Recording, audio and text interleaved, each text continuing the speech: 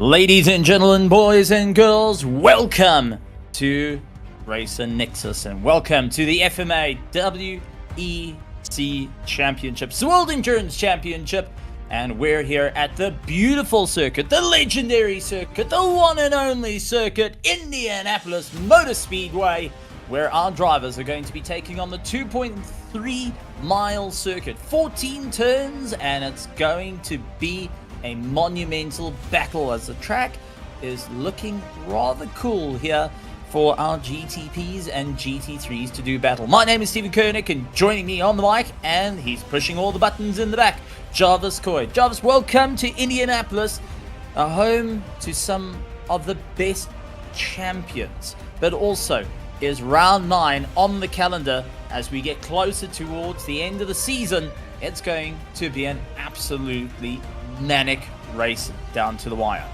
Indeed, and as always, it's a 1 hour race. Drivers have just finished qualifying, unlimited tyre sets, 0 fast repairs, 20 instant points, and then you get a drive through penalty, no disqualifications. There's a fixed setup for every one of the drivers and 50% fuel.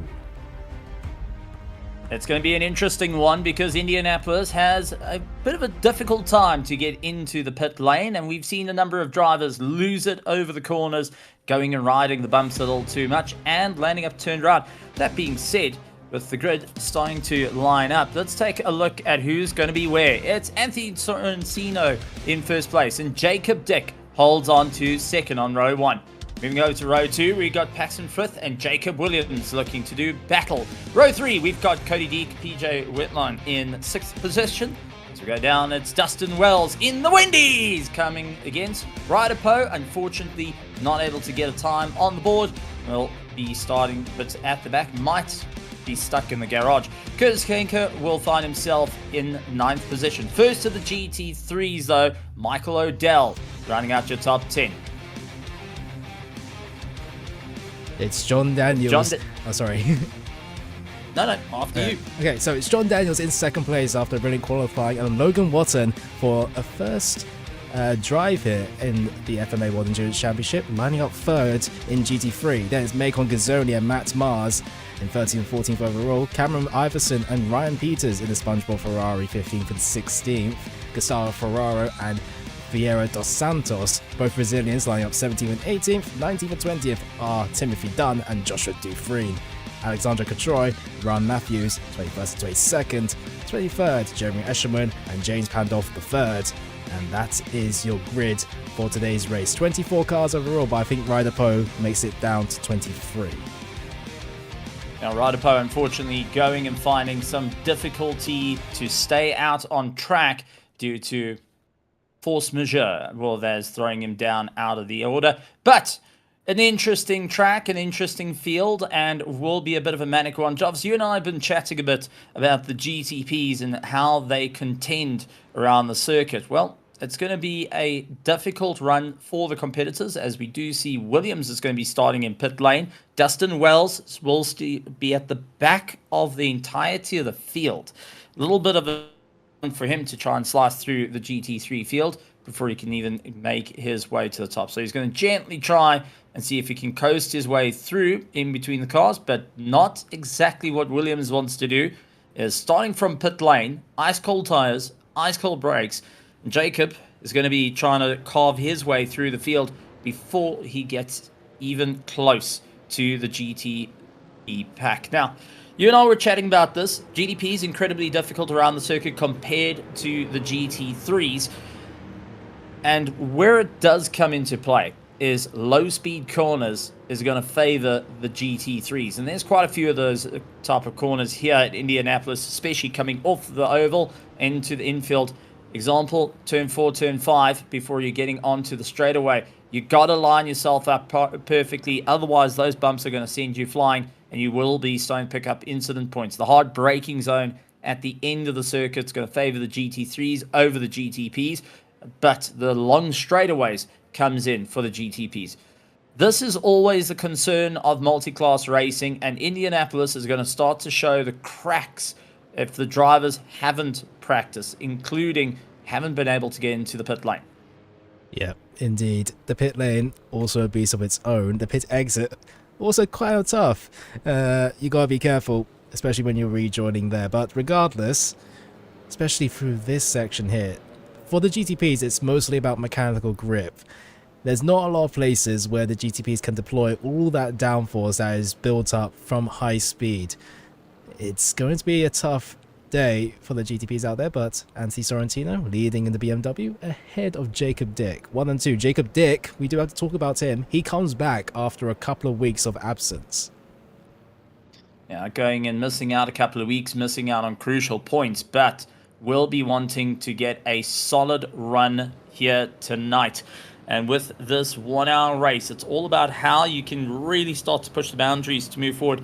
3 rounds left in the championship. There's not a lot of time to score points, so you've got to make it work right now as our safety car moves off, and it's up to the front row to dictate the pack. It's going to be side by side for everyone as they start to gently make their way towards the line, and it's going to be a run for Anthony. Can the BMW get the upper hand over the Porsche? Jacob Dick will be looking to go for the win as it's lights on, lights off, and away we go racing in a great run coming in for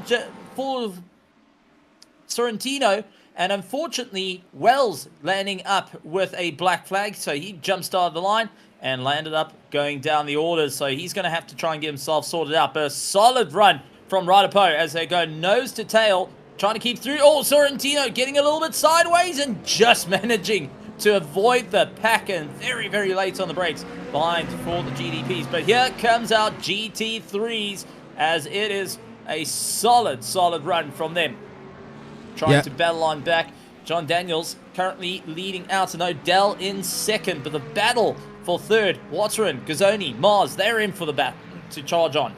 Yeah, indeed. It's a brilliant start from John Daniels, starting from second place, goes up into first place ahead of Odell, coming off from a strong performance in the Nürburgring. Meanwhile, we see the SpongeBob Ferrari of Ryan Peters trying to go down the inside, backs out of it. The curbs, especially on the inside of some of these corners, extremely lethal. You don't want to jump over them, you will unsettle the car, and most likely the probability is that you'll spin out at the very least. But Odell at the back of John Daniels here. Now, Odell, leader in the championship, going and taking a hiatus from the GT3 side last week, now finds himself battling out. But it is going to be a bit of a manic one at the moment as Mars trying to keep, at the moment, on the back of Fotteren and having Gazzoni climbing all over into the back of him. A bit of a hard impact from one of our BMWs. Jacob Dick, however, going and making a solid run and pulling away from Frith in second place. Deke holds on to third, but Odell going and putting the pressure onto John Daniels, trying to see how he can get by. John Daniels not having the easiest out there, having to just wait a little bit to get on the power. The tires still a little bit cold. Everyone trying to find their groove and trying to see where they can save a little bit of fuel on this incredibly difficult circuit, because this is going to be won or lost in the pits. Indianapolis is never an easy track to go and get a victory going by passing drivers. This is down to pure strategy and skill that's going to have to come into play here, and considering we've seen some incredible fights during the course of the race. Peters losing out to Iverson, hoping to keep on the momentum at the moment as Ryan Peters tries his luck to keep ahead of the front engines. Gustav Ferrero, who was fighting out for third in the championship for the GT3s, now finds himself slipping down the order, not quite where he wants to be, and under some serious pressure at the moment. So not an easy drive for him, but will be trying to figure out what he can do. As Paxton, that's going to be Frith going and looking to try and move up. Sorrentino just going and managing to outbrake Cody Deek into turn one, but a solid run for Sorrentino after a crucial mistake, down into third place from first, and now just trying to see if he can keep ticking the boxes on the way through. Dustin Wells trying to play a bit of catch up as well. Ryan Peters continues his charge, but so far a very clean race. No big impacts to talk about, no big glides for anyone out there that has parked in the kitty litter. And Jobs, it does set the pace. A little bit of a cool, calm run for these drivers at the moment as they're just playing a little bit of follow the leader to ensure they can see it through to the end. Indeed, Odell saving fuel behind Daniels immediately after lap 1. Daniels getting ahead of him, and Odell deciding to not go for the overtake, has been lifting and coasting into the entry zones of the hard braking, zones, I mean. And, well, as you said, strategy. Save the fuel, you'll get there. You'll get the overcut a lot easier. Shorter fuel times as well, shorter pit times, happy days if you're the car behind. Griff now taking, I think we're seeing that Jacob Dick is having connection problems with his internet at the moment. He's losing and gaining it, but a drop connection, 5.5 seconds ahead, not too much of a big deal, I would say.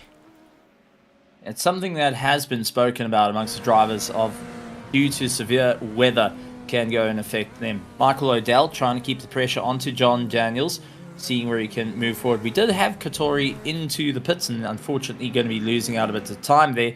But Odell in the fight with Daniels is lying water in and Mars to close back up to one another. Was Alex Katori coming out of pit lane, so something not quite going in his favor, but still managing to get the car back out on the circuit. John Daniels leading out the pace, going defensive, middle of the circuit, and it's going to be Michael Odell gaining, and then comes off the power.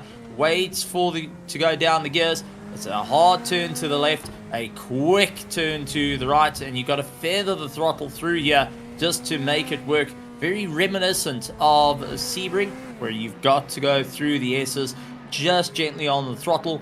Also, same as Kota in its way. But Indianapolis, when you're going into the middle of the circuit, it is incredibly flat and incredibly deceptive, as you've got to try and pick your line just right to avoid any problems. Matt Mars, however, putting the pressure on. He wants to try and get up into third place. He has to get past Watering, though, in that Chev. So Logan Watering going to be battling to hold the line and continues to try and utilize a little bit of slipstream to draw him in. Gazzoni trying to see if he can rejoin into that train as well, as they come bailing on through. Mako Gazzoni fighting his way into the fastest lap, and will be more than happy with that. Dustin Wells finds himself in pit lane, and that Cadillac looking a little less so of a happy runner. So unfortunately for the Wendy's, it looks like it's gone out and was takeout for the Wendy's car. Dustin Wells coming onto the oval. Oh, loses the rear just as it has a kick up of camber. Bang against the wall. That unfortunately removes the rear and also wiping out the rear suspension. So Dustin Wells falling out of favor and will be definitely not liking it. It's very few times we get to see that Wendy's car out of the running, and I think tonight he's going to say it just works in a -1. Oh, man. A bit of a difficult one. Another bit of information coming in from Jacob Williams of what's happened to him. Oh, that's a big one. Michael Odell having the rear snapping out underneath him, and now having to try and rejoin a little further down from where he was. So a bit of a mistake under braking, costing him time. Followed John Daniels through, try to get the momentum all the way, touch the grass, and unfortunately get that car completely upset and having to rejoin. Quick one though, but this from Jacob Williams, who missed out gridding by 1 second. Wow. Then came out of the pits, off the pit limiter, little fast, 40-second stop hold. Wow. That's him retiring the car. That's probably the worst way to start a race. Pit lane missed by gridding, missed by 1 second, and then getting a 40-second stop and go. That's absolute insanity, and that's just extremely unfortunate, isn't it? My goodness me. Odell going for the move down the inside of Vieira dos Santos, and he goes up into a recovery. He's up into P13 overall, and he's going to be loathing that mistake he just made on the previous lap. The confidence of I can take a break and go race something different, I think is starting to come back and bite him. Logan Otterin fighting out against Matt Mars. Matt trying his absolute best to get on by, but we did see a little bit of a dirt kick up as they went through the left-hander, And I think Matt Mars is going to be starting to pick up those incident points. And this is one circuit that you can easily put a wheel off and start picking up the 1Xs through the race. That builds up over quite a bit of time and can force you to have to serve a drive-through penalty. Matt Mars managing to get the pass on Watterin, but immediately having to get very defensive there. Elbows out racing the whole way through, and Watterin dives down the inside. The Chev's going to have the nimble nature to get it done and dusted, but it's going to be Matt Mars holding the line. Oh, contact against it too, and Matt Mars gets the worst of it. Turned around, trying to go and fight it back, and I would say that would be about an 8 out of 10 as a parry. What would you reckon? 8 out of 10 from my side? He's managed to not get any damage, just a slight kiss to the wall, and rejoins the racetrack in 8th, I think, is it 8th overall? 15th overall, 8th in GT3, so 10th in GT3, I mean. So it could have been a lot worse, to say the least, but side by side through that fast, what is supposed to be a flat out chicane, only one line through. Yeah, brave. It was one of those moments of both drivers wanted the same piece of road. They took the gamble and that was it. But I give him a score of 8 for the pirouette. Looked okay. Could be better. But now he's got a little hard work to move on, as it's going to be an epic battle. Felipe Vera dos Santos is a driver we've been keeping an eye on since he made his grid out this season. It hasn't quite been in the top 5, but just been looming in the back, trying to move on up, as we do see the fastest lap time of the race going to Michael O'Dell on his climb. Matt Mars is going to see if he goes for a 2-for-1 special here. Dives down the inside of the BMW, managing to clear on past the mellow yellow, now needing to try and get past the Brazilian ahead of him. Dos Santos not going to make it any easier. Closes off the door. Unfortunately, runs out a little bit wide, and it's immediate to see Matt Mars putting his throttle on and, getting turned round and both landing up into the weeds. Matt Mars turned round, puts his foot on the power, trying to get himself turned round. Once again, same type of mistake. Trying to go side by side through there with no one wanting to yield. Will land up with a few people going and falling back. Timothy Dunn, however, is more than happy to see both of those drivers dispatched and now needs to just worry about Ishelman behind. Jeremy Ishelman, keep an eye on this McLaren, has been pretty deadly, going and moving up forward and hoping that he can keep up the drive. The question is, can he keep a solid run all the way through to catch up to Ferrero, who leads out just ahead of them? Now, side-by-side battle. Matt Mars having a wonderful go, trying to see how he can move forward. Matthews going to give him a little bit of a tough time in the red one. Ryan Matthews going and trying to keep a little bit of pace, seeing if he can get on past, but Matt Mars just got on that loud pedal and absolutely left Ryan behind. And now it's just who can play the long game. But there is something to talk about. A GTP closing in behind the drivers. Jacob Dick getting closer to the GT3s, and he's going to have to navigate his way through. As the leader, this is where life gets interesting. And this is what we were talking about, Jarvis. Trying to get past the GT3s in some of the hardest braking zones without trying to lock up, and also where they have the advantage. Jacob Dick trying to dispatch everyone as fast as possible, because he knows one moment getting stuck behind them means that he will have Sorrentino catching up, who's already trying to carve his way through the field. Yes, indeed. And as you can see, sometimes when a GTP meets a GT3, doesn't end well. Matt Mars caught a little bit of Matt Mars versus Axton Frith there into the heavy braking zone, and sometimes it doesn't work out too well. Getting lobbed down the order a bit. Matt Mars, unfortunately, having a bit of a nightmare situation. Gazzoni, however, up into 3rd place. He's still keeping the pressure on Watterin, but we'll see. Michael O'Dell, fastest lap yet again. Michael is trying to close up the distance. He wants to go for the win, and he's going to have a little bit of a hard time doing so. Now, with the GTP traffic coming into play, he's going to have to try and play this smart. Think about utilizing them as a wrecking ball to get the competitors out the way and to try and move yourself forward for a solid run. Jacob Dick, however, getting closer and closer and closer. Made his intent known well back from the drivers. And it's wonderful to see that, because as a GTP, you need to go and just show your intent a little bit more, just so the GT3s know you're going for that line. You can't just put your nose off to one side, lastminute.com, and land up throwing both yourself and the GT3s away. But at the same time, going and minding that far right or far left means that you're also losing out on the slipstream. So it's a give and take, it's double-edged blade, but rather to have everyone seeing what your intent is, that you're looking for the inside line, instead of going and having a bit of a problem. Quick flash of the lights from our leader, the GTP, as they start catching up to first, second, and third in our GT3s. This is going to be an interesting one. Anthony Sorrentino sits fastest lap of the race, but they're going to have to get past Daniels, Watcher, and Gazzoni, who are the top three. Michael O'Dell sits fastest lap for the GT3s on his way back up through the order.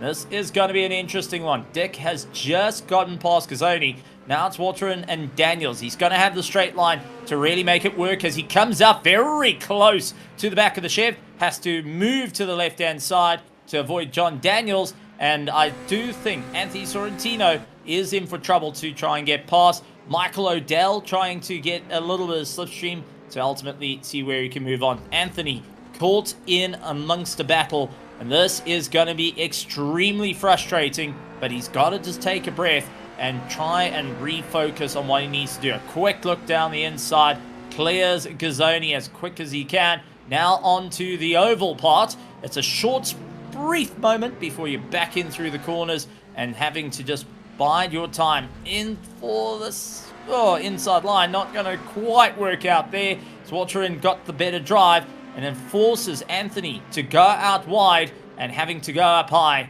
to try and get past. It's going to be an easy run for John Daniels, though. A quick look down the inside and a quick overtake, done, dusted.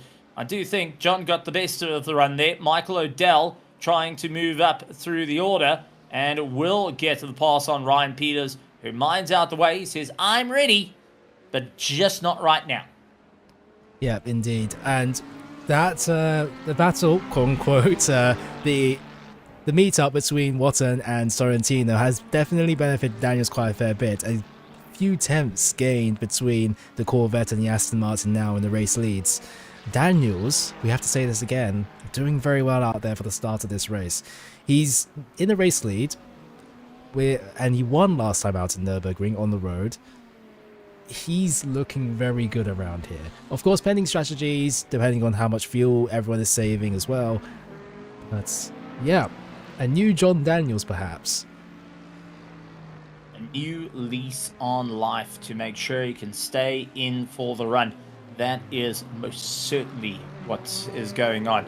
John Daniels trying to get a little pep under the step, especially after the beginning of the season. Wasn't quite finding his groove. And I'll take us back to Fuji, where it was all about consistency. It was all about trying to move forward. Didn't quite have the pace to fight out against the rest.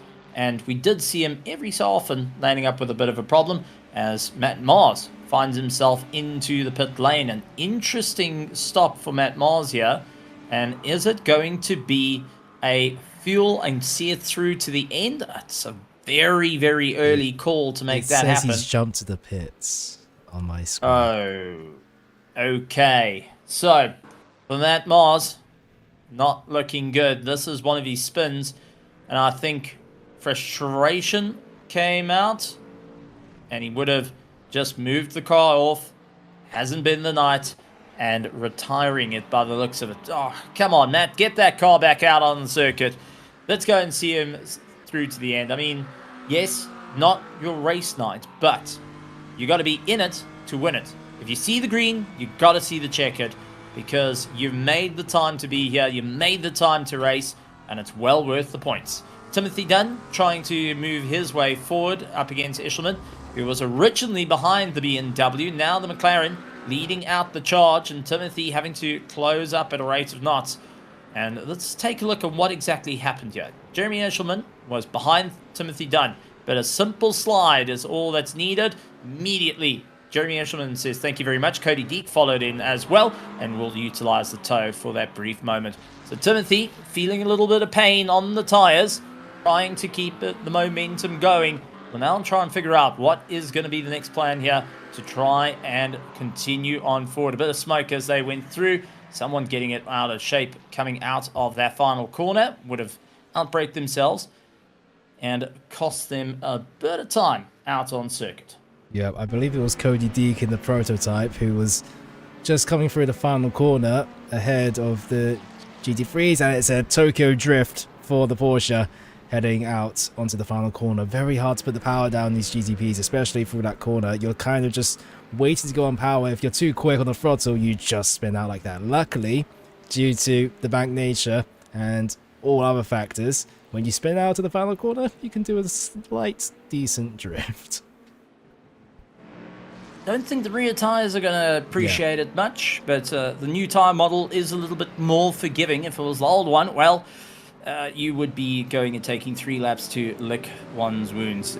Anthony Sorrentino sets fastest lap time. Macon Gazzoni under a little bit of pressure, though. He's got Everson trying to get onto the back of him, looking to try and clear on by Gazzoni onto the back of Watson. So now, who has got the pace and who's got the run here? Everson's been eyeing out an opportunity to move up forward, and John Daniels with a little bit of breathing room, not a lot, just enough to try and stay alive. This is a manic situation. Yeah, indeed, a 3-car battle for second place. Second and third, Iverson has been waiting in the BMW for a lot of laps. I mean, they're not lifting and ghosting, mind you. Everyone is battling out there. Gazzoni in the Ford Mustang after a couple of rounds in the Ferrari 296 GT3, so it's old welcomes and welcome back to the Ford Mustang for Macon Gazzoni. He's looking to try and get past Watson. So they head through the corner, and well, still a 3-car battle, second, third and fourth.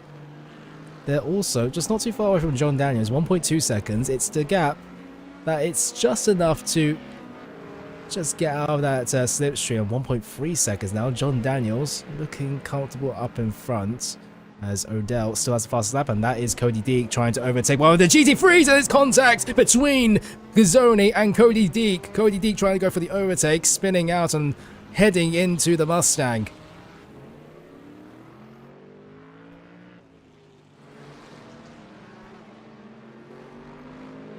Steven, you're muted. Alright, cool, no worries. All good. But yes, Gazzoni now down into 6th place after that contact with Cody Deek, and this is how it happened. Heading through into this corner. It's a heavy braking zone. The 963 trying to navigate through a rear lock and just door-to-door contact between the 963 and Mustang, and Gazzoni's not going to appreciate that one single bit. It's unbelievable here. Absolutely unbelievable. And that means that Logan Watson still in 2nd place, and Iverson now up into 3rd. Odell, after that spin on the grass in the first couple of laps, now climbs back up into 4th. Gazzoni trying to go through as Anthony Sorrentino. It says that he's crashed in the replays, but is it just a spin out or is it an actual crash? He's looked to be perfectly fine so far. He's just spun out and lost the car a little bit. It's all good for Anthony Sorrentino, who continues in 2nd place, but now 11 seconds away from Jacob Dick, 10.9 seconds now, as he starts to pull away even further. Ryan Matthews just a little bit earlier heading into turn 1, and this is what the Ford Mustang did. Into turn 1, a little bit too deep into the first corner, braking a little bit too late, and then trying to do a complete circle to rejoin back on the track. Is trying to rejoin now, and that's when he goes. A lot kicking off here. Quite a fair bit as PJ Wentline has jumped into the pits, and this is why as well, as he heads through into the last couple of corners of the track, trying to navigate this Cadillac GTP. It's tough out there. Wentline jumping into the pits.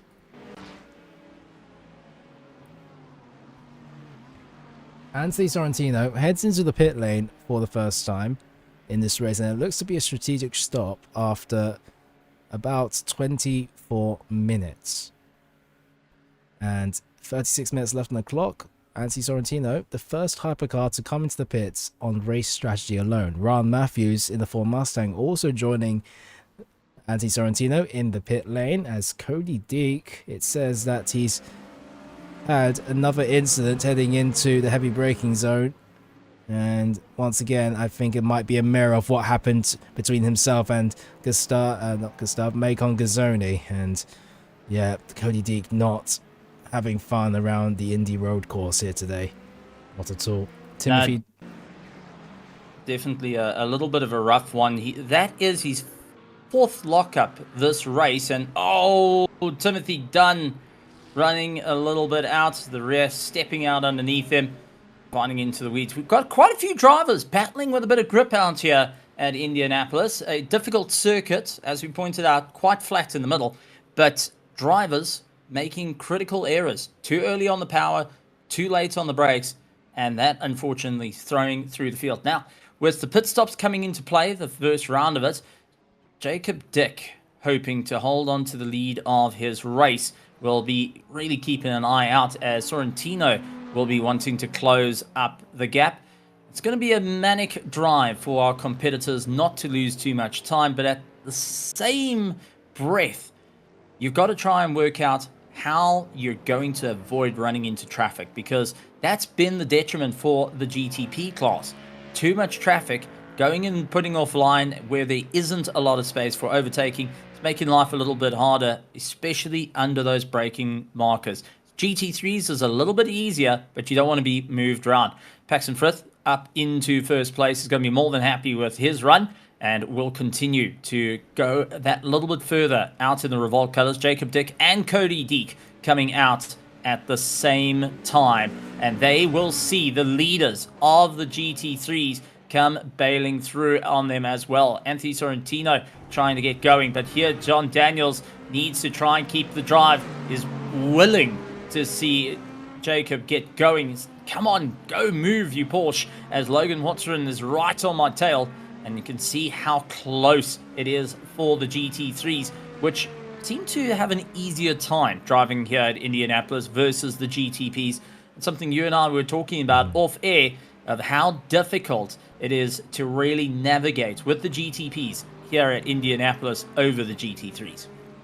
As mentioned, you can't use the prototype's high amount of downforce, because it just doesn't produce enough speed through the corners to have that. So it's all mechanical grip in the GTPs, and you're basically battling with it through these corners. Cody Deek had an incident here with Macon Gazzoni, which is why he's down into 8th place. Had a rear lockup and smashed into him door to door. So that's why Gazzoni is all the way down in what is this, 6th place in GT3 while he was fighting out for the podium. It's hard work out there as Paxton Frith gets into the pits, and Jacob Dick up into the race lead once again. Jacob Dick just cycling his way through, trying to keep up the drive, and ultimately looking to carry the momentum forward.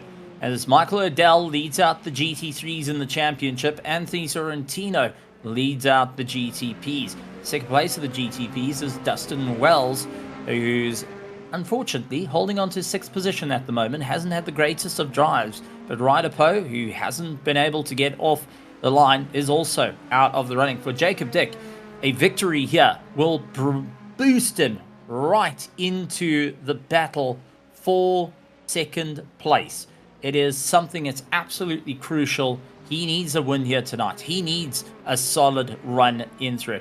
Cameron Everson going and having a bit of fun out on track, new to the grid, seeing where he can take the fight to the sharp end. And it's wonderful to see drivers coming in. Even though it's towards the end of the championship, we still got that influx of drivers wanting to put themselves out on track with some of the fastest in the iRacing service, and especially in multi-class action around some incredible circuits here for the FMA World Endurance Championship, as Logan Watron dives into the pits. He gets out of the fight for the top 3, and this is going to be a crucial pit stop coming into play. Can he get it done, dusted, and move on? Or is he going to be suffering a little bit of fatigue towards the end of the race? As Macon Gazzoni comes on by, Ryan Peters followed into the pit stop. We did see Sorrentino going and making his way onto the back straight. We'll be looking ahead to see how he can get past Macon Gazzoni out there in the Ford Mustang, and going to be battling his way through. I mean, this is always an interesting one, but something we've been seeing with the Brazilians. They've been bouncing with different ideas. BMW, Mustang, Ferrari, trying to find what works and how is it going to benefit them in the race, utilizing the different pieces of machinery. Well, Michael O'Dell has kept pretty constant with this Chev. More than happy to go and do as much as he can with it. He's now going to be closing up on Everson, the brand new debut driver here for the FMA World Endurance Championship that's currently making some big waves, holding on to second place, and John Daniels, who's being Mr. Consistent, holds on to that first place. But with 30 minutes to go, there's still a lot of time in the bag here, Jarvis, to make it or break it in this race. And as we know, Indianapolis is incredibly hard on the tires. Indeed, John Daniels pits from the race lead. Iverson and O'Dell continue on. Gazzoni joins Daniels into the pits. So, response for Daniels, Gazzoni, and Ferraro, and also Eshelman, who comes into the pits. 4 drivers coming into the pits. Iverson and O'Dell continue on as they were. 1 lap extra, perhaps. Iverson doing exactly the same strategy, maybe, as O'Dell. O'Dell at the back of Iverson, however, and O'Dell putting on the pressure as Iverson jumps over the tall curbs, heading onto this back stretch. Listen, really going and putting on a stellar performance here, and Michael O'Dell trying to close up the gap. The question that comes in, we've seen Michael O'Dell previously go long, and we've seen how he's been able to really move forward up the order, but we've also seen it backfire on him, that he loses time.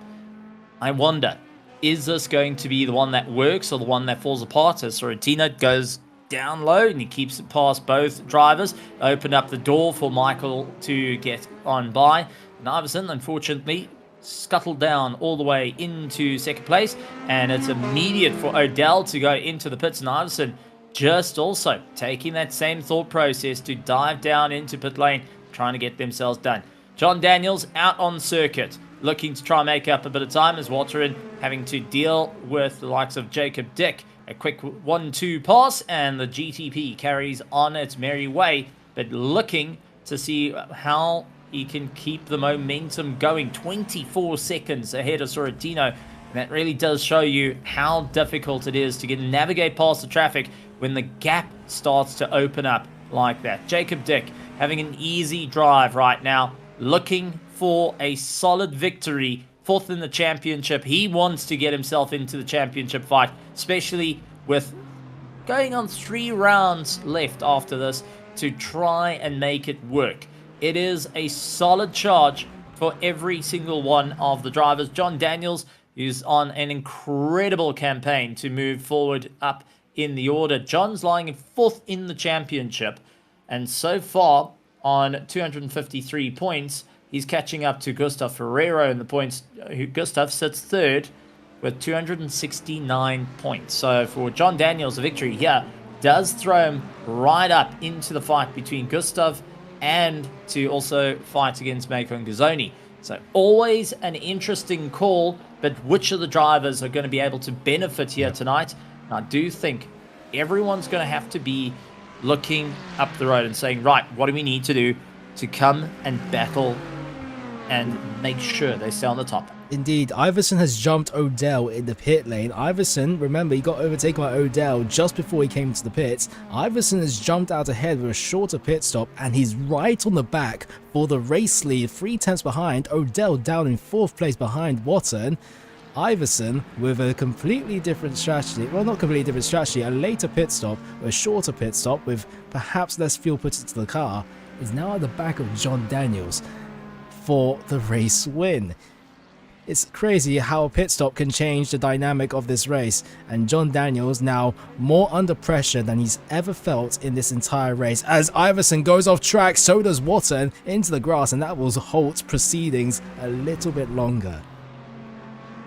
And it does throw Cameron back into Logan to try and survive the fight. So John Daniels going and avoiding looking in the mirrors there, as it was now turning into a little bit of a manic one, because Cameron, Logan and Michael, all three in a row, all three desperate to try and get a pass done and dusted.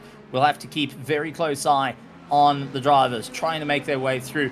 A couple of our GTPs in a little bit of a rough one, as well as we did see Cody Deek trying to navigate his way by and really doing everything he can. Oh, a little bit of uncertainty from him, and just had to think where to go. Now trying to get the drive down the inside on all three, but he's not going to make all three. He does slip in between and will fall right behind Cameron Iverson, who's immediately back on John Daniels. It's nose to tail. It is an absolute push. The BMW looking a little bit more together out of the corners, but it's going to be the screaming V8 of the Aston Martin trying to stay alive. And immediately Cody Deek goes and opens up the door. It's a big look down the inside and nearly a bit of a hip check there to try and get past, but John Daniels, having to try and hold the apex, loses out the drive, and for the race lead now changes over. Cameron Iverson, for the very first time in this season, is now leading out the race on his debut. He goes instantly to the right-hand side to try and break the toe. Logan Watson keeps the pressure. Little bit of a slipstream. Now to see if he can go for the slingshot into turn one, and it's incredibly close. Jumping over the curb, trying to get past. John Daniels really had to put the squeeze on him. Michael O'Dell now looking to try and join in the party as they keep going. Anthony Sorrentino is going to be the GTP that's going to open up. But the question is, can he clear all the drivers? As we did see Iverson jumped over the curbs, and I do think a possible slowdown to come into play here. A quick move for Sorrentino to duck around. Had to thread the eye of the needle there, and just managing to get his pass as John Daniels right into the back of Cameron Iverson yet again. Our GT3 is putting on a phenomenal show, as it's a battle for first place between four cars, four very capable drivers, and you go and chuck in a GTP once, twice, three times more, it's going to make things rather spicy for the race. Indeed. Close margins between every single one of the drivers out there. Sorrentino in the GTP had to figure out a way past, thread the needle perfectly fine, no problems there. But yeah, the four drivers that you see split by just over 1.1 seconds. You can see Iverson immediately trying to break the slipstream, going from right to then left on the racetrack, and then going back, snaking across the racetrack to try to break the slipstream as quickly as he possibly can. John Daniels at the back of the BMW, as the two Corvettes jousting with one another, and perhaps they should try to look up ahead a little bit further. Interesting one. Michael O'Dell didn't go back for the snake. He did it once and then went back to holding his line, deciding rather to keep the racing line, not to go and cause a little bit of an unbalance of the car. So an interesting call on his part, and not wanting to make too many moves down the straightaway and not hoping to get caught out. So something over there is a little bit of a miss, and Michael O'Dell knows a bit of information. Just a show of, I'm not going to do that. I'm not going to take that risk of moving left to right. Makes one wonder what would be going through the mind of Michael O'Dell, who currently leads out the championship, who needs that slipstream. Didn't want to follow the pack too much, and rather opted to keep his line, and it has made no difference by snaking around. He's right back where he started, in the clutches and trying to move forward. Watson, however, who was part of that snake, once again going to go right, go left, and it's now hold the line. So one has to wonder, did Cameron Iverson do too many moves down the straightaway and just got told, can't do that, buddy. You need to calm down on trying to make too many moves down the straightaway. He has broken the toe to John Daniels, But was there a little bit of a word that was said? As there is smoke in the distance and a car off, that is Cody Deek, who finds himself coming back onto the track. And the very same cars he got past earlier, he now has to try and do it all over again. With Odell right on the back of Wateren, is not going to be giving him an easy run at the moment. They're going to be thinking, right, what do we need to do to make this work, and how far are we willing to go? Ryan Matthews, unfortunately, doing a drive-through, who's picked up 4 incident points, so not an easy time for him, and will be trying to get his car sorted out as well. And not drive-through, it looks like he's got a stop-hold penalty. But Michael Odell in for the fight, tries to look around the outside, tries to keep it right back in, and it's still nose to tail. But here comes Cody Deek, that's going to make things a little bit more interesting, trying to see where he can put the power down, coming onto the oval, ducks down the inside. Can he get clear of the drivers and still hit the marks? So it's braking hard into turn 1. He does give a big lift before he gets to Cameron Iverson, slots in ahead of John Daniels, and it's a big move for Michael Odell down the inside. Got the pass on Wateren, now needs to try and clear it past likes of Daniels, who holds on for that second place.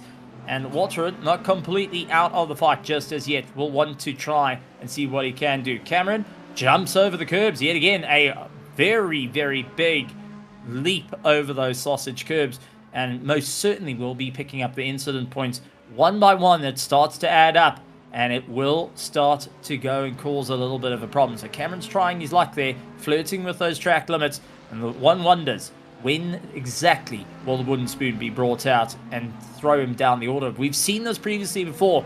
You can take it aggressively, you can try and move forward, but you can also lose a lot of time. As Michael Odell, side by side, heading back onto the oval. It's going to be a manic drive as they then bring it all the way back in through the infield and navigate through the tight sections. Looks like John Daniels starting to battle a bit with that understeer in the Aston Martin, Jarvis. Indeed, that is Odell, 2 passes in 1 lap. He's up into second place now after spinning out in the first couple of laps on that grass. But yeah, John Daniels in the Aston Martin, front engined. If you're trying to turn in more than the car can actually do, you're going to be scrubbing those tyres on entry and on exit. The Aston Martin, inherently understeery, and we might expect to see a little bit of a problem with John Daniels in terms of keeping up with the cars in front. The 2 Corvettes don't have that issue. It's a lot more nimble, mid-engine as always, and the BMW kind of behaves it's very, very calm, very, I guess some people will say boring, but it's a lot easier to get into the corners without having too much understeer. Very predictable car, yes, to go and drive. But it's an interesting one for John Daniels. We saw him aggressively attacking at the start of the race. He did go in for the pit stop, which was a bit longer. It was not a tire stop for him, and unfortunately it's cost him time. You could see how he's starting to taper back, starting to fall off, and I wonder if he's gone and hurt the tires a little too much now needing to try and cool them down, get himself reorganized, and then look for another push. He's just not finding the pace, as Logan also trying to attack, but the car just not as compliant as what he would like it to be, doing everything he can to try and close down the distance. And once again, puts a little bit of a lean to the right. Was wondering if the snake was going to happen again. Not this time around. Jeremy Eshelman trying to get after for Gustavo Ferreira at the moment. The Brazilian under pressure from the American. Jeremy not going to make it any easier. Will now get it sideways in front of one of our GDPs. Near miss against a GTP. Near miss against the wall. And a big sigh of relief coming out of Jacob Dick, who was in a little bit of a difficult circumstance there that could entirely change his race and how the entire championship could be looking like. We've seen moments where you just come around the corner and unfortunately you're getting involved in someone else's accident, and that's not what Jacob Dick wants to do. Currently lying 4th in the championship, he wants to score a few points to bring himself back into the top 3 to carry on the drive. Sorrentino, who holds on for 2nd place, will be getting a little bit more of an opening in the championship. as he does lead out and he holds on to that second place. Paxton Frith finds himself 6th in the championship and now 3rd on the road. This will gently start moving him up through the order as well. So just by keeping consistent, just by keeping his foot there, he's able to slowly rack up a little bit more time and a little bit more momentum to see what he can do in the race. Michael O'Dell now back onto the fight against Cameron Everson, who is not making it any easier. And it's good to see that Cameron is giving a hard charge and it's still looking to take the fight right to the sharp end of the field. 15 minutes to go in 50 seconds. Still a bit of time in this race to make it work. And once again, Cameron leaping over those curbs. He is fearless when it comes to just jumping them. I know the BMW can take the curbs very well, but he's going all levels to stadium truck racing. Just going and jumping over those curbs. They're very reminiscent of stadium trucks or even the V8 supercars out on a street circuit. It's commitment from the M4. I mean, the M4 inherently, characteristically, it's very, very good over the curves. That's why he's chosen it here at Indianapolis, where especially through this corner, the sausage curves on the apex hurts quite a fair bit. You can see the BMW jumping over it, the Corvette avoiding it entirely. O'Dell, though, at the back of the BMW, he lost the race lead in the first lap, hasn't been in the race lead since, and this could be his chance to take the race lead for the first time 45 minutes in. With 15 minutes left to go, he's going to look towards the inside of the BMW, and he looks to be perhaps going for it into turn 1. Takes the dive, gonna look late on the anchors. Who's the last of the late breakers? It's gonna be Michael O'Dell if he can just get the momentum out, and does lock up turn 2 to get it sorted. And it was immediately hunted down by Cameron, trying to look for the inside line. Couldn't quite get the drive. O'Dell, very, very late on the brakes, was still able to keep that car in check. And once again, going over the curbs. This time round, however, it was Michael O'Dell, a little bit more aggressive. As we could see, he was utilizing it a bit more, trying to slam every opportunity closed for Cameron Iverson, who at the moment having a difficult time to get on by. Now the question comes in.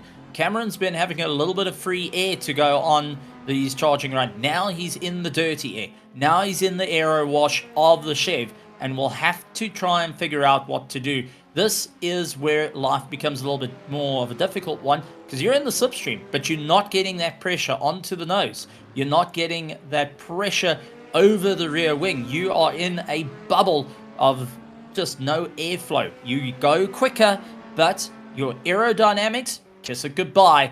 And if you are relying on that front dive plane to try and get you a bit further up in the order to help you with braking, well, it's a little less of a fun time, as we did see John Daniels kissing the wall at Indianapolis, not kissing the start line, which is traditional here at Indy. I haven't seen someone kiss the wall, well, by voluntarily kissing the wall.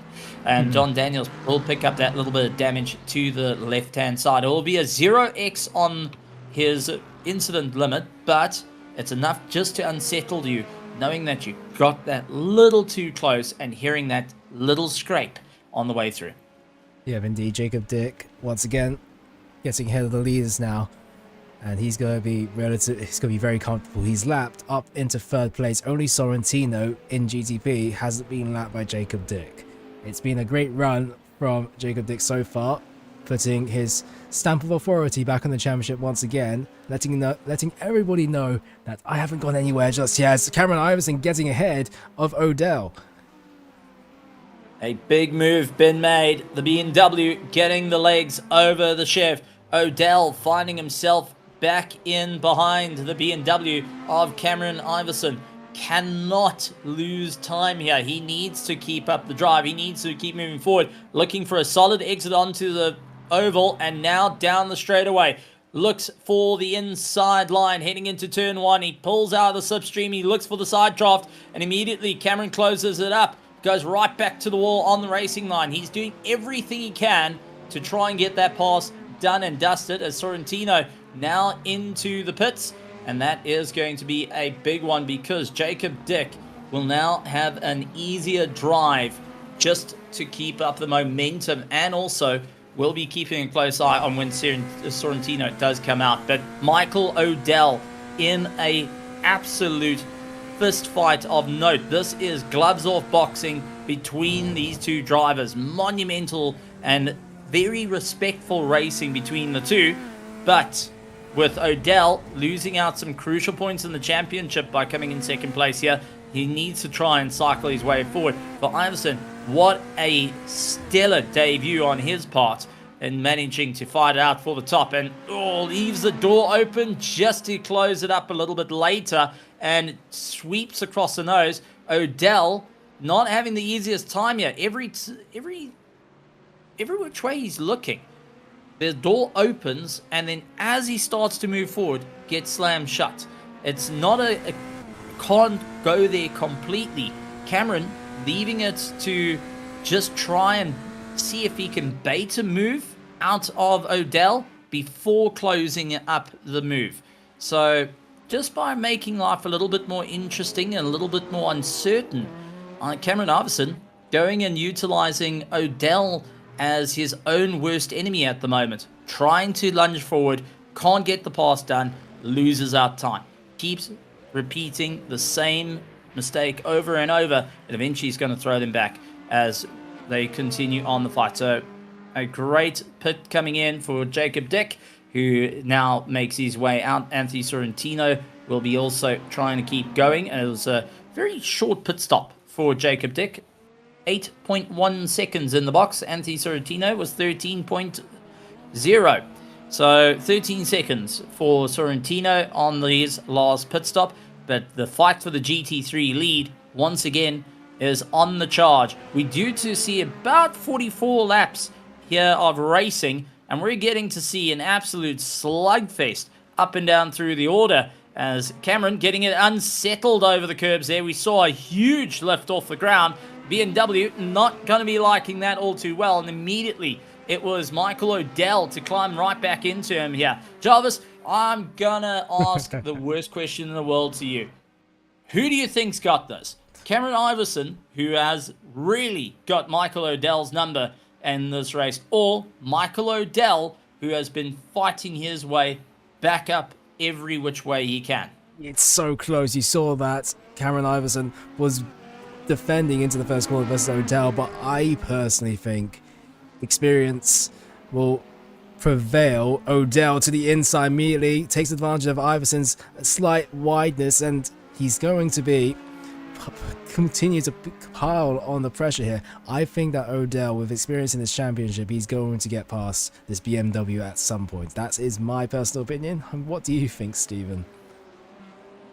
I'm going to go later. I think Cameron Iverson is going to be the driver to keep an eye out for, as he's been keeping a constant pressure on O'Dell, making it rather difficult. O'Dell is not finding a way past, and just when there seems to be a door, it's a dummy. It's a complete close. You can't get round him.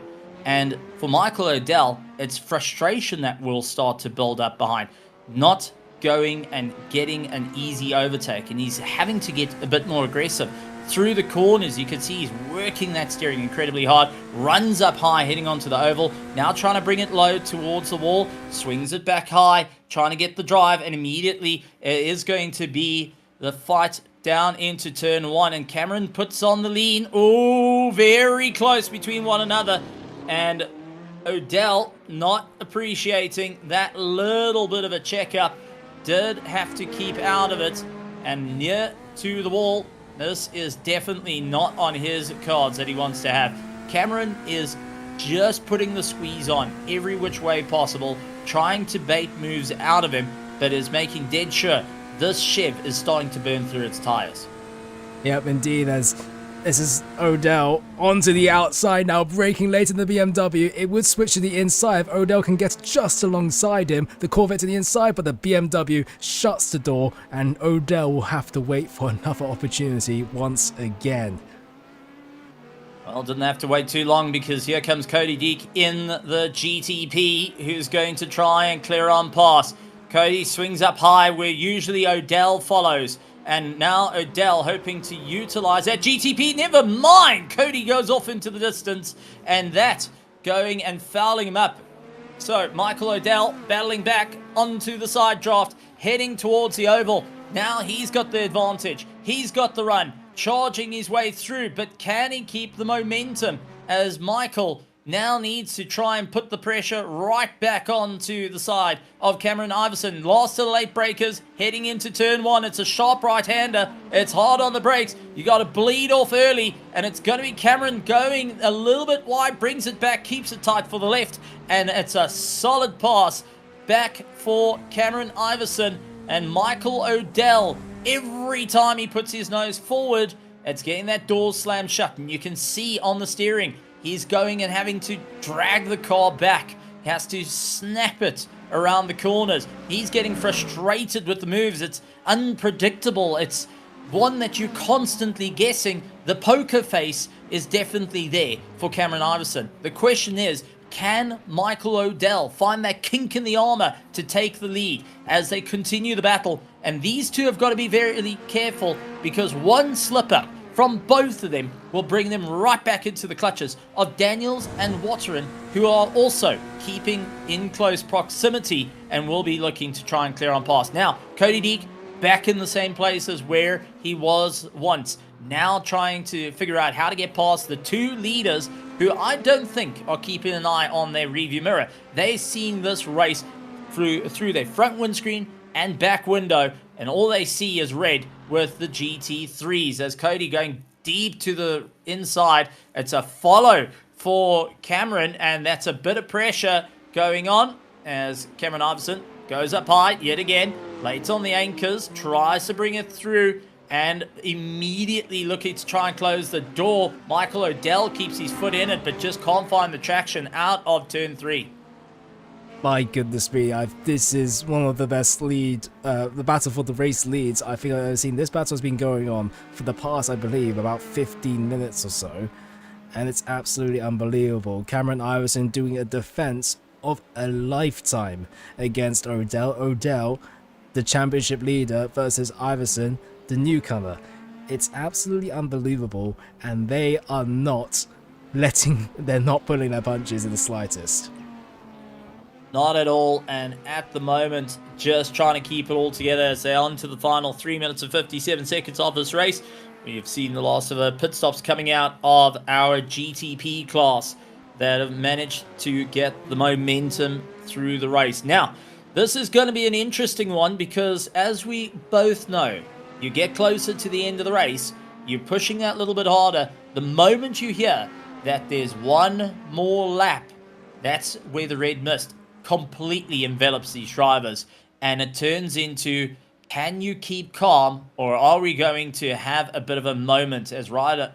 That is Jacob Dick now gunning past them. He's going to cleanly get by, but immediately foul up Cameron, who gets right into the back of him and trying to push that GTP forward. A quick flash of the light saying, buddy, you gotta go, you gotta go.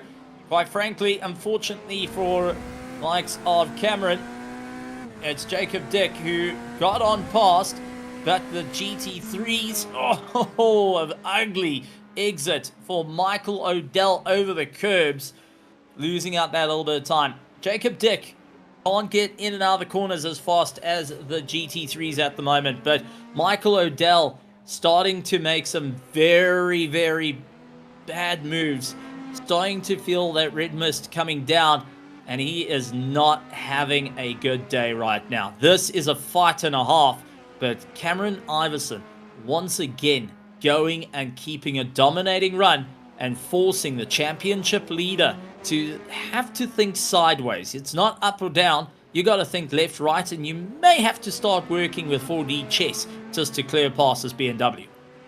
It's absolutely unbelievable. We've got 2 minutes left to go, so the laps are counting down to their final hours. The BMW making slight contact with the wall. That's how hard they are pushing. And Cameron Iverson defending on the inside line. Odell sneaking up on behind. But is there enough laps? I mean, Odell has had multiple chances here to get past the BMW, but I don't know if it's going to be enough. I said that experience may brave against the bold, but I believe that the bold might win against here. But Odell trying to sets up the corner for the best exit possible to get past as the sun begins to set here at Indy. Now, I do want to point out that there is a battle for third place as well, and that is between Daniels, Waterin, and Peters. They are also trying to keep it all together. By side for our front two, though, heading into the left hand of the BMW, getting the run. It's Cameron trying to open up, but there is absolutely no way you can call first, second, third, fourth all in for the fight. The top five, well, can all switch around in a blink of an eye. And are we starting to see that? Because so far, these two, they're battling out, giving everything they can and fighting for every inch of surface that they can. Daniel's doing exactly the same to try and hold on to his run. As Jacob Dick now starts his final lap around, he's going to be giving one more lap for the GT3s to really make it work. A snap to the inside. Michael O'Dell doing everything he can. Now it's going to be Cameron Iverson leaning on him a little bit, trying to put a squeeze, holding the side-by-side, and the two make contact. It was a save on Michael O'Dell's part. It's a save coming in from Cameron Iverson. A save from Michael O'Dell. Oh my word. These two are throwing it, and it's two ways it's going to work here. It's either going to stick or we're going to see an accident. And at the moment, both drivers are throwing caution to the wind. This is desperation. Oh, they're rubbing yet again down the straightaway. Argy-bargy all the way through. Door to door, nose to tail, and there is Anthony Sorrentino coming in like the ref of WWE to try and break the fight up. But man, oh man, it is a mental race. Jacob Dick is going to take the win in the GTP field. Congratulations. Anthony Sorrentino, second place. Congratulations, with Paxton Frith in third. That's the most we can say about it, because everywhere behind at the moment, the GT3, first, second, third, fourth, fifth. We don't know who's going to win this one. It is down to the wire, as we do see Logan Waterin under pressure. He has got Ryan Peters on him. It's Cameron Iverson who makes it out on top, clearing and takes the win here at Indianapolis. Michael O'Dell will take second. John Daniels takes third. Waterin followed by Peters, down to the wire. That was absolutely mental for all our drivers in the GT3s, but one of the calmest GTP races we had all season as well. And, well, you got to take your hats off to the drivers. I cannot believe what we witnessed, other than it was glorious. My teeth were gritting when I saw the battle that began the last lap. I thought it was going to end in tears for how close that they were battling, but they both continue on to the race finish. Well done to all the drivers that competed here. The top 5 in GT3, there are no pull of the punches here. It's all straight out sparring. And it is Iverson who takes the race win ahead of O'Dell. And what a battle for the race win. The bold wins here today. There we go. I told you, looking at it, the way he's driving, definitely will go and keep an interesting one. But it does make a very interesting, as we head towards the conclusion of the season. Cameron Iverson, congratulations and welcome to the FMA World Endurance Championship. You most certainly have made your mark. And that being said, what an exciting time. But let's take a look at the results, because it's going to be an interesting one for our drivers. For our GTP, Jacob Dick led 45 laps and has done a stellar job to take the win. Anthony Sorrentino will take second place with Paxton Frith, holding on to third. It will be Cody Deek taking on that fourth place and will be more than happy on his run. Unfortunately, Dustin Wells, Curtis Kanker, they went and called it quits early on in the race and unable to continue. Paul Wetline, Ryder Poe, and Jacob Williams also retiring out of this race for our GTPs. Moving on to our GT3s, though. This is where it gets interesting, because the top of the board does go to Cameron Iverson followed by Michael O'Dell. John Daniels takes third place. Logan Waterin, Ryan Peters, Macon Gazzoni, Gustav Ferrero, Jeremy Eshelman, Felipe Vieira dos Santos, Timothy Dunn, Alexander Katori, and Joshua Dufresne round out your top 16. For the 17, it's Ryan Matthews, who had a little bit of a difficult time out there. PJ Wetline, Matt Mars, another early retirement. Dustin Wells, Jacob Williams, Ryder Poe, unfortunately not seeing it through to the end. Curtis Kanka and James Pandolfi going and finding out, not able to see it through to the end. So a couple of drivers missing out on the race due to various circumstances, but some incredible driving nonetheless. And Jarvis, we're going to have a chat to those incredible winners. I mean, we've seen the exciting times, we've seen the great racing, and I can't wait to get the feedback from the drivers after a solid run. And I believe that you've managed to catch up with our championship leader and second place here tonight, Michael O'Dell. Michael, welcome to the interview pen after, and well, let's face it, a battle for the ages. My goodness me, for the race lead. Talk me through it, because at the start, you lost the race lead, and then a few laps later, you spun the grass, and then you had to catch back up to the race win. This race had some troubling starts, but towards the end, a semi-strong finish. Yeah, it was good. I could have had a little bit more go my way on that, but the start, it was just, I was following the leader for a little bit, trying to just really make the one stop work, and then got sidetracked on that, went off into the grass, and I'm like, okay, well, there goes that strat. Started to catch back up, and once I caught back up, it seemed like I had into the good, at least on the fuel, but all things considered, good finish. Indeed, and you overtook Cameron before you came into the pits, like right before, a few times before you came into the pits, and then he got the jump on you, and then you were battling with him ever since. Was there more you could do behind that BMW, or did you do the most you could with what you had? Well, he did I got the jump out into the pits, and then I took more fuel because I knew we were in lift and coast a lot, so I knew the numbers wouldn't play out well. So I was able to really push at the end. But honestly, I don't know of a good way to get around him on that, because it seemed like if I did have a nose there, it seemed like I was a bit more of the willing participant on space.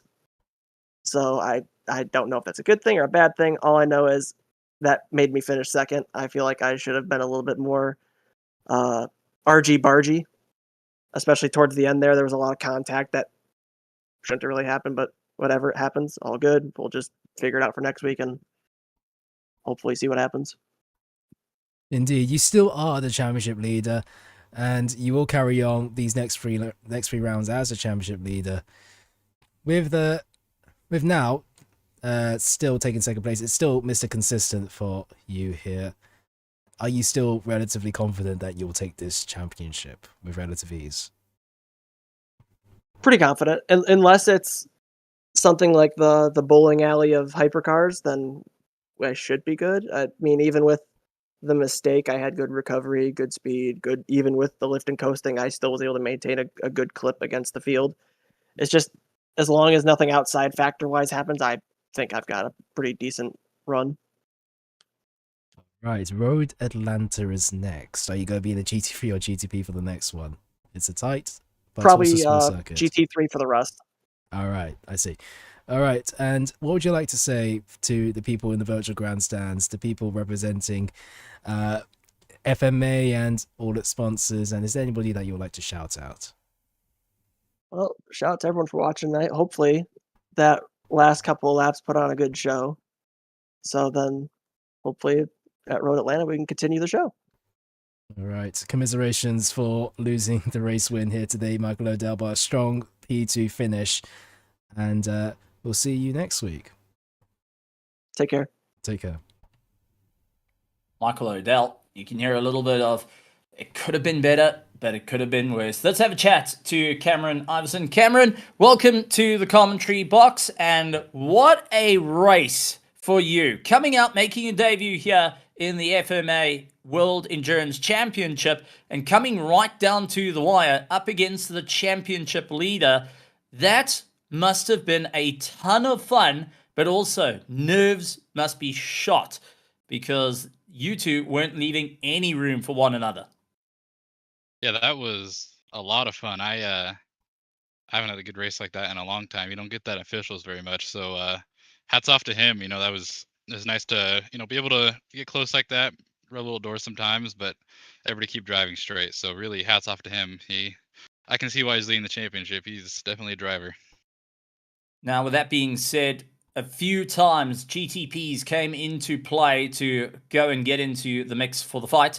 What was going through your mind when you started gaining time, losing time, finding yourself behind Michael O'Dell, then trying to fight your way back through him? Having the GTP traffic seemed to have gone and played into the favor sometimes for you. Other times it was a bit of a pain to deal with them. Yeah, really, that's just the fun part about these races. You never know what cycle of traffic is going to hurt you or help you, and it's just trying to time it right, try to get them past you at a good point, and try not to lose as much time as possible when they get by you. You know, lift early so you get back on the gas and follow them through. But yeah, most of the time it's pretty good. A couple scary moments, but really, other than that, it was pretty fun managing the traffic there. Well, it was an incredible race to watch from the sidelines, that's for certain. And the last lap was a nail biter. Did you think that you were going to grab the win here tonight? Or was it, I'm going to give it my absolute best, and if it happens, great. If it doesn't happen, great. I honestly, I wasn't even going to run. I was going to start in the back. My qualifying was my first 3 laps on this track ever, so I didn't know what to expect. And then crew chief Jordan Probst over at Factor Sim Racing came in, helped me with some fuel numbers a little bit. Figured I would just save the early run instead of pushing hard, and I ended up running some pretty good, respectable lap time saving, I think. And I knew Michael was a lot faster than me, so I expected him just to blow by me there. And I think something happened when he got in front of me. I mean, I hit glass or something, clipped the grass. My spotter crew chief said. So I ended up getting by him, and it was like 10 minutes left. And then I said, screw it, let's just see what I can do. And I was pretty surprised. Well, a solid win here tonight and a great one. A welcome to the championship for certain.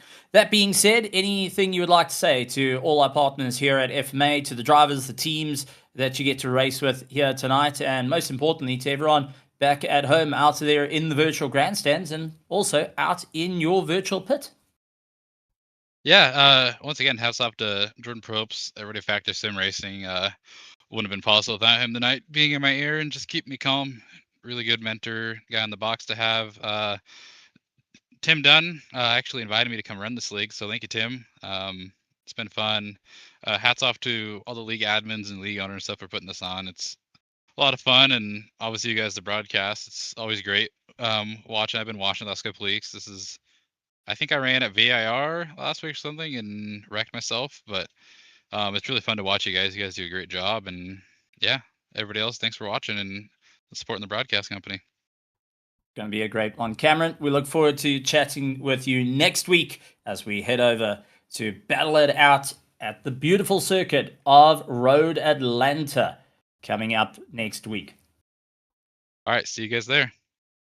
Cameron Iverson taking a solid run and managing to move forward, but catching up with our third place finisher in the GTP class, Paxton Frith.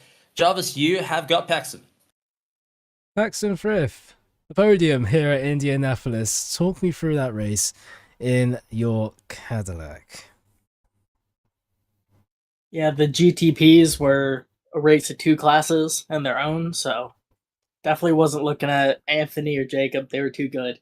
But looking at who my competition was probably going to be it Cody, be it Dustin Wells, potentially. Just managing those gaps, managing what they were doing, seeing if they pit, if not, and trying to make a good decision there and not overdrive either. Yep, indeed. I mean, it was, at the end of the day, just get to the flag. Was there more? I'm not saying was there more bias because you said that Jacob and Anthony were a bit far away, but was it just keeping onto the track as much as you possibly can to get to the end of the race, and if you got into the podium, then happy days. If not, then at least I finished.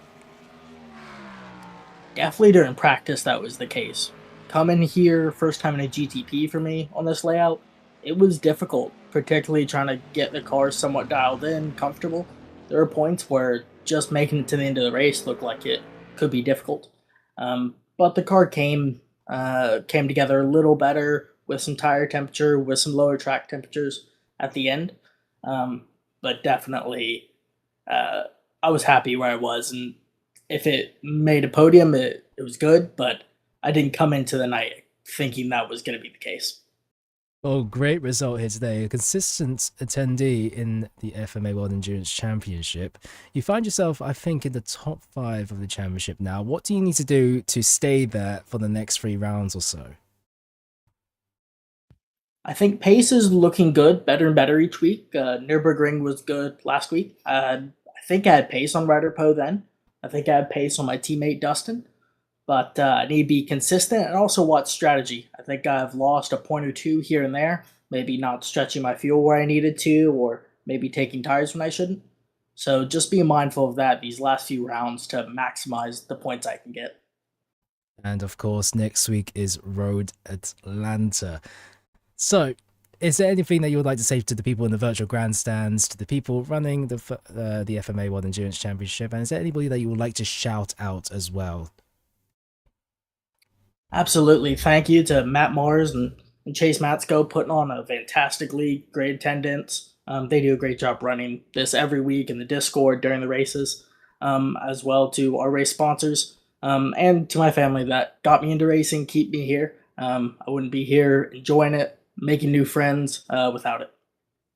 Perfect. Well done on the P3 in GTP, Paxton Frith. We'll see you next week for Road Atlanta.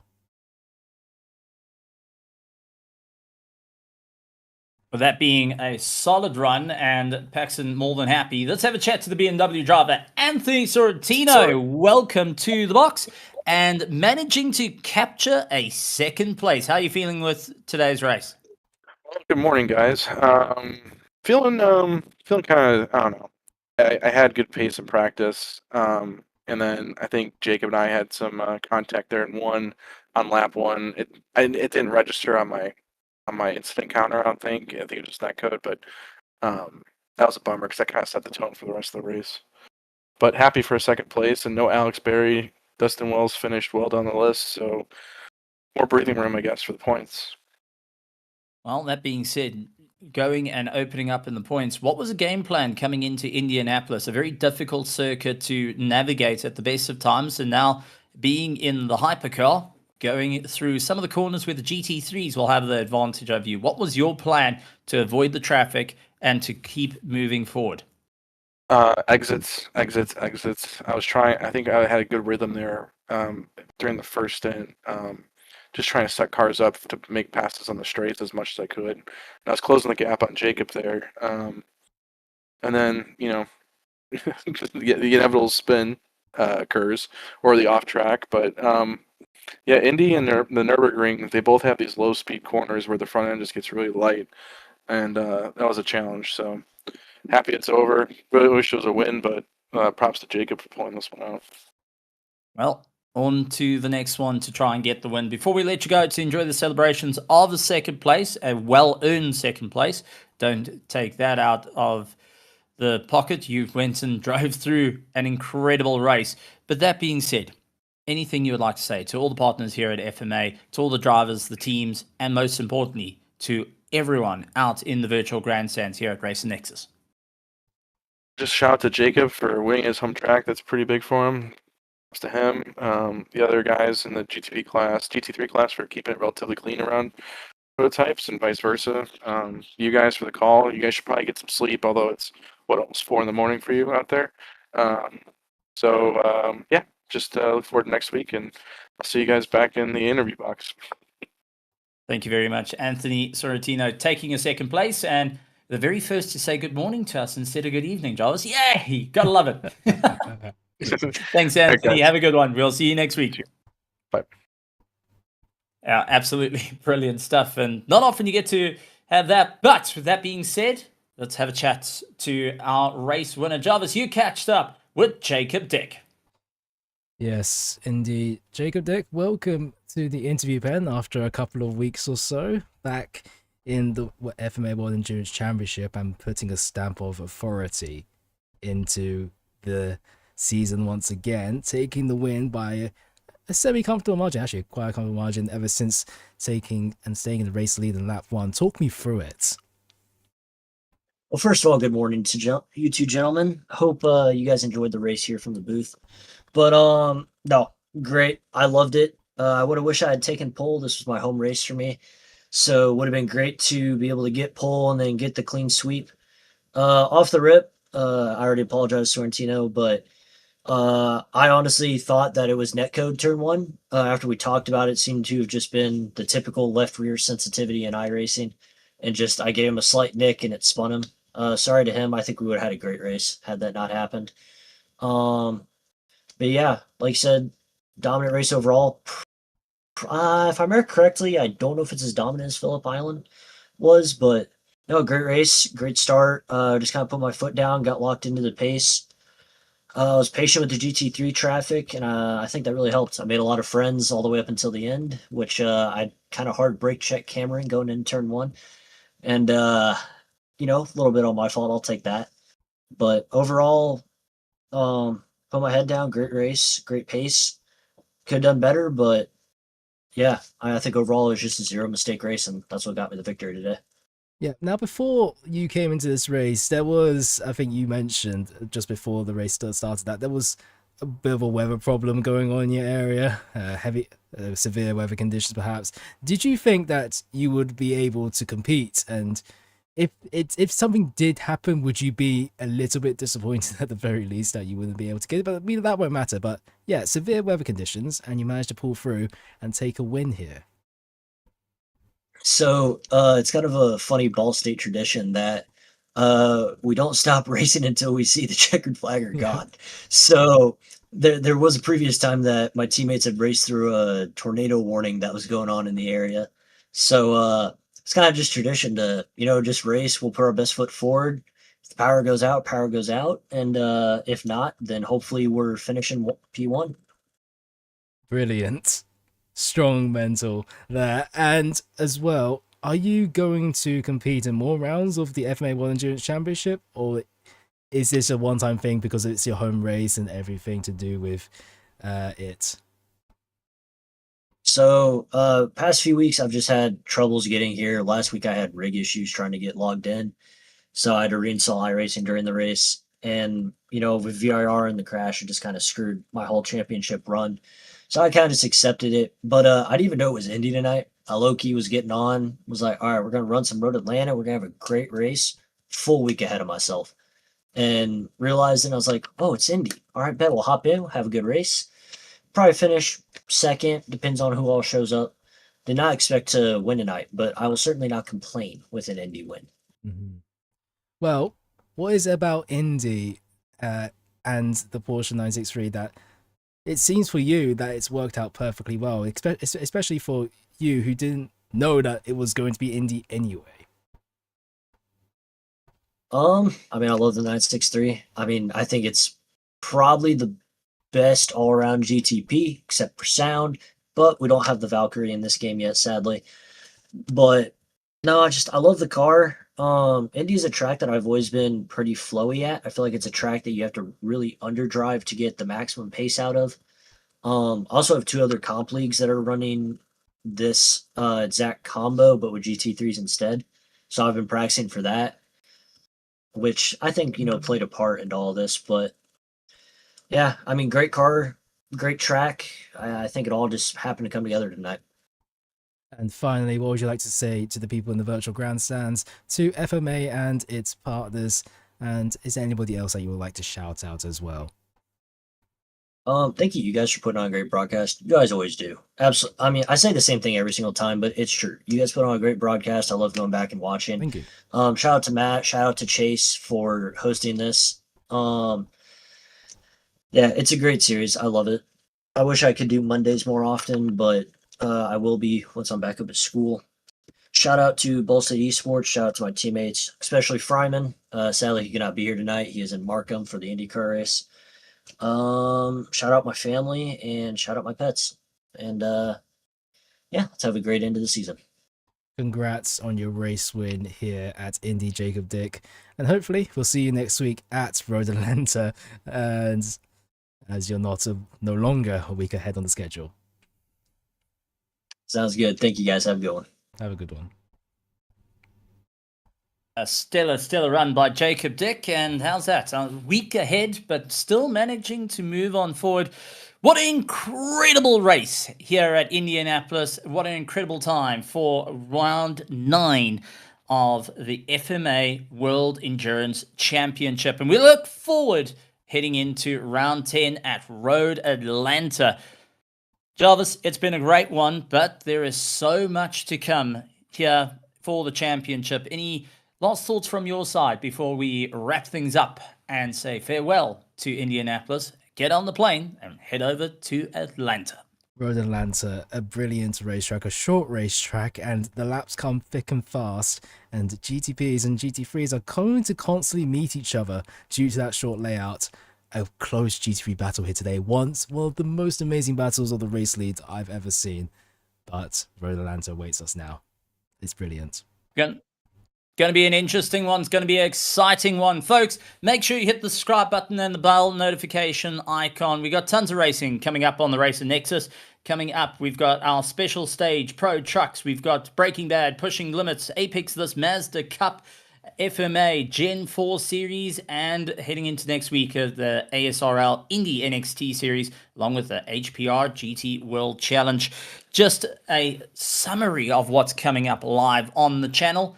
And make sure you want to be subscribed and notified of all the racing that's coming through. But a big thank you to the FMA World Endurance Challenge for an incredible race. Had a ton of fun here at Indianapolis and got to see some incredible racing. Big thank you to all the partners here at FMA, keeping the lights on and keeping the racing absolutely brilliant. A big thank you to all the drivers, to all the teams, and to everyone behind the scenes. Big thank you to our producer and also on the mic, Jarvis Coyd, going once again. Stellar effort, Jarvis. Well done. And a good morning to you, as we've all been greeted good morning from this side of the planet. But we want to say thank you to you, the petrol heads, everyone out in the virtual grandstand that keeps coming back week after week after week, keeping the racing alive, keeping the drivers going, and you are the lifeline for sim racing. We look forward to seeing you at Road Atlanta. So folks, we will last but not least, a good morning, good afternoon, good evening, and good night.